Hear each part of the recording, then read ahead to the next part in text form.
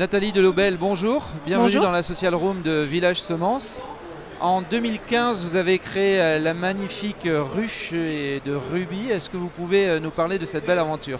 Oui, tout à fait. Donc le rucher de rubis a vu le jour en 2015 où on s'est installé en professionnel, c'est-à-dire on a eu le quota des 200 ruches pour pouvoir être installé en responsable d'exploitation.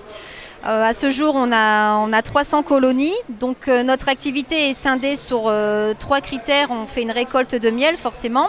On fait également de l'élevage de reines d'abeilles, c'est-à-dire que nous vendons des essaims, des reines, et nous pratiquons également la location de ruches en entreprise. C'est-à-dire que les entreprises passent par nous pour louer une ruche. Par contre, nous en avons la responsabilité, et par contre, la jouissance de la récolte leur appartient.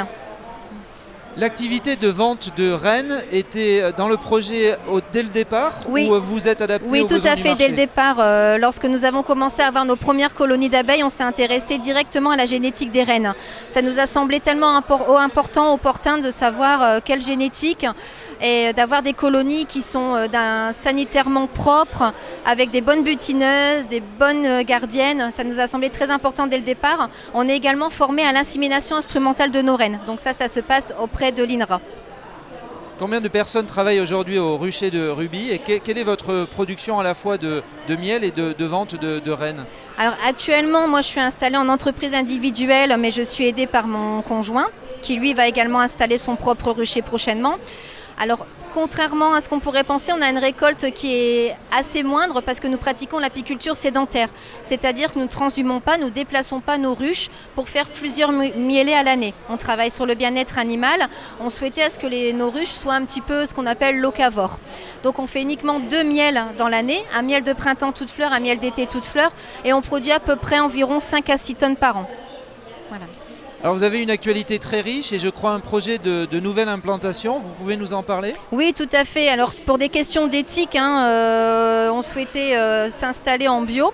On pratique déjà tout ce qui est pratique biologique au cœur de la colonie d'abeilles, sur les traitements, sur la prophylaxie, sur les cires, parce qu'on travaille uniquement en cire naturelle maintenant. Par contre, on ne trouvait pas dans le Pas-de-Calais les parcellaires nécessaires parce qu'il faut des parcelles d'au moins 3 km en bio.